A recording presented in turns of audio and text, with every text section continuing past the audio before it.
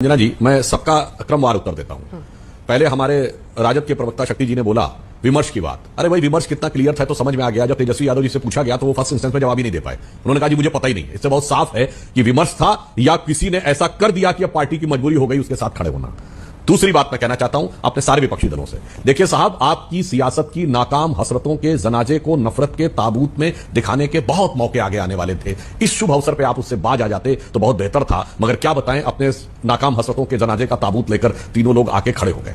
अब मैं यह बात बताना चाहता हूं, जो बात यह कही गई, बात यह नहीं है कि राष्ट्र बिल्कुल संसद का सत्र नहीं चल रहा है, परंतु आप यह कह रहे हैं कि सभा उपसभापति पे पार्टी का आदेश लागू होता है। मान्यवर जो स्पीकर होते हैं वो कभी पार्टी के कार्यक्रमों में भी नहीं आते।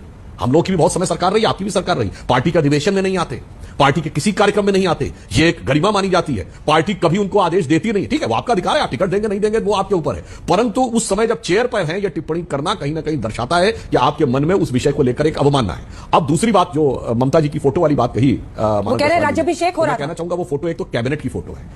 हाँ, उसी पे आ रहा हूं।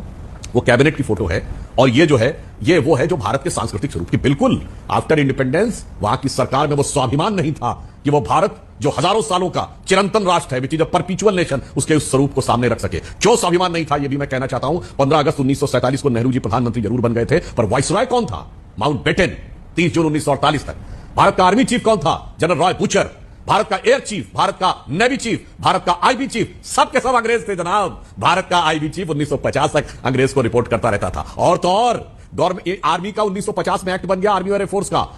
57 में जाके नेवी का इसलिए बना एक्ट कि ब्रिटेन में नेवी का एक्ट चेंज हो रहा था, इसलिए वो मानसिकता अलग थी और आज मानसिकता अलग है। वो 20वीं सदी का वो भारत था जो अंग्रेजों से विरासत में दया के भाव में, जिसे सुनिए, कांग्रेस के ही नेता थे बहुत बड़े, श्री अरविंदो, महर्षि अरविंद, उन्होंने कहा था भिक्षाम देही की नीति पर कांग्रेस चल रही है। भिक्षाम देही में 2 टुकड़े करके या 3 टुकड़े करके देश को दे दिए गए थे, वो भारत था। और आज का ये स्वाभिमानी भारत है जो कि इंग्लैंड से भी आगे। और छोड़िए, अरे